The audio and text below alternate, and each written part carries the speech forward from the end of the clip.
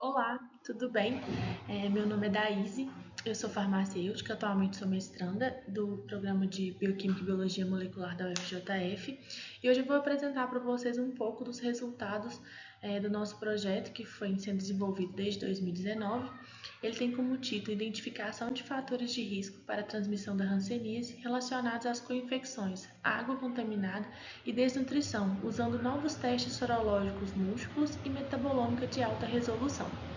A coordenadora no Brasil é a professora doutora Lúcia Alves de Oliveira Fraga e, em colaboração, a nossa coordenadora no NIH nos Estados Unidos é a médica Jessica Farley. Então, a hanseníase ela é uma doença que ela é datada desde a Bíblia. Ela é uma doença considerada doença negligenciada porque ela atinge uma população, em sua maioria, periférica, de países mais pobres. Ela acomete, né? Ela atinge os nervos periféricos e a pele. Ela apresenta esses sinais como podem ser vistos nas imagens, como a mão em garra, ela pode apresentar manchas descoradas, como também podem ser observadas nas imagens.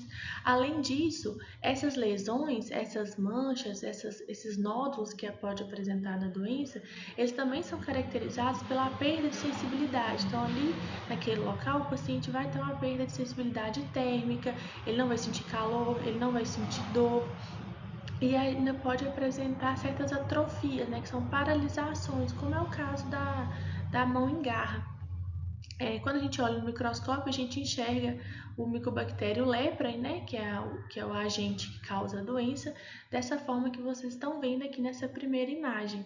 Então, ele é um bastãozinho meio roseado, um tom mais forte, e ele se apresenta dessa forma na lâmina.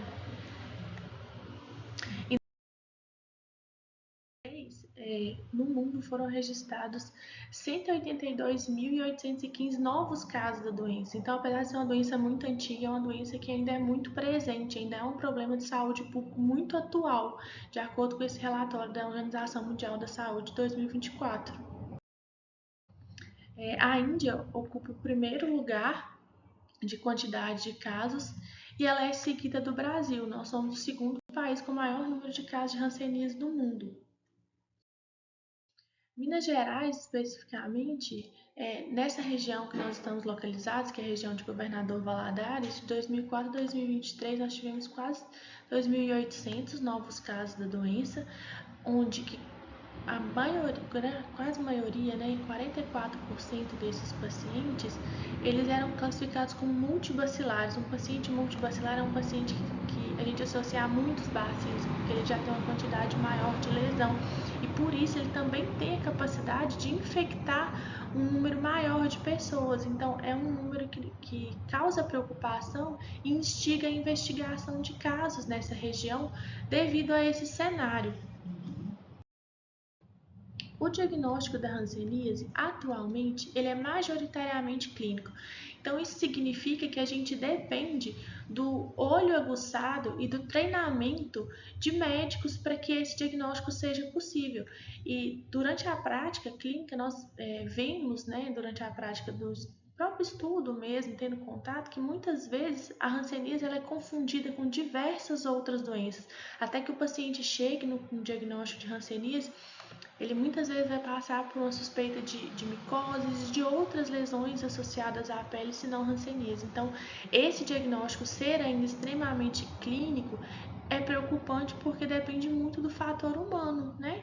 Então, a gente tem um apoio laboratorial, que é a baciloscopia de raspado intradérmico, que consiste num exame que ele é invasivo, onde é realizado no lóbulo das orelhas, nos cotovelos e, se houver lesão, na lesão, um cortezinho de cerca de 3 milímetros com bisturi e é realizada a raspagem dentro deste corte. Então, é um exame que ainda é muito doloroso para o paciente e é muito invasivo. Então, muitas vezes o paciente nem quer passar por essa avaliação devido a essa dor. Então, surge a necessidade de novas técnicas, novos métodos diagnósticos que sejam mais sensíveis, porque a baciloscopia ainda é pouco sensível, e sejam menos invasivos, né? Para que a gente consiga ter um diagnóstico mais precoce.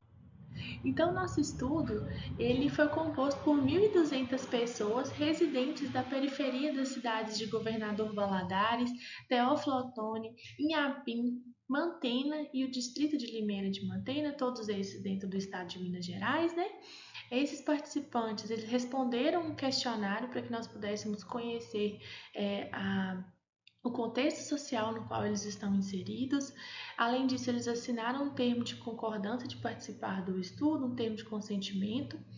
Foi coletada uma punção venosa digital, que é semelhante ao que se usa para fazer um teste de glicose, que é uma picadinha no dedo e coletar uma gota de sangue. Essa gota de sangue foi adicionada a um papel filtro especial e esse papel filtro foi enviado aos Estados Unidos para que no CDC pudessem ser realizados testes, onde a gente ia procurar um anticorpo anti-LID, né? Que esse LID é uma proteína, é um pedacinho de um composto que tem no Mycobacterium lepra, que é o agente causador da doença. Nós estávamos procurando esse anticorpo nessa gotinha de sangue que foi enviada aos Estados Unidos. Além disso, esses pacientes também foram submetidos à coleta de punção de sangue venoso, que foi realizados testes, exames de sangue hematológicos convencionais, e também foram feitos testes imunológicos dentro dessas amostras de sangue, né?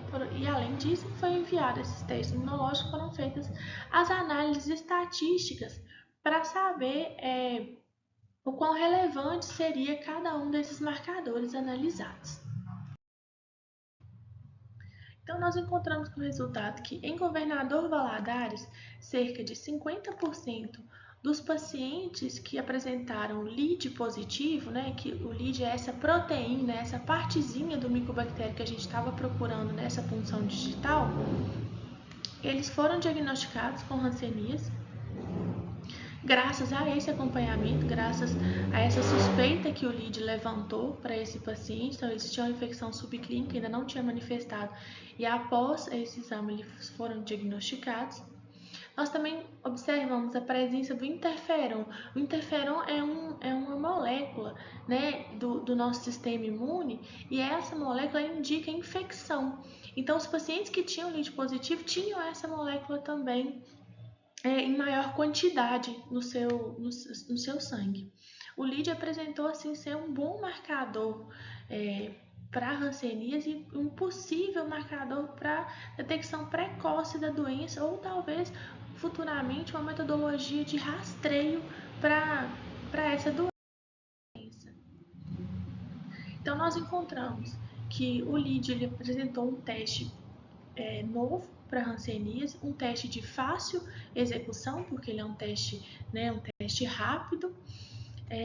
A citometria, que é o caso do interferon, que eu tinha citado anteriormente, ainda é um teste caro de ser realizado, é uma técnica que tem um alto custo, mas também ela tem um futuro promissor para que venha a se tornar, quem sabe, uma técnica de bancada, porque ela também é muito sensível para essas doenças.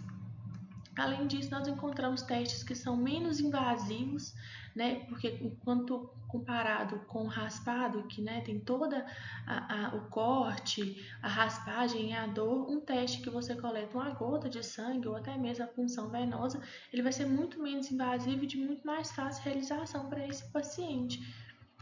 E com mais diagnósticos, a gente consegue aumentar a possibilidade de interromper a cadeia de transmissão, que é a meta da Organização Mundial da Saúde, é ter um dia hanseníase zero. Então, para isso, a gente precisa parar de ter pessoas transmitindo.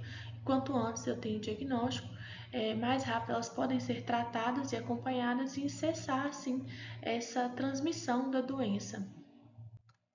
O nosso apoio financeiro foi o CNPq. Muito obrigada.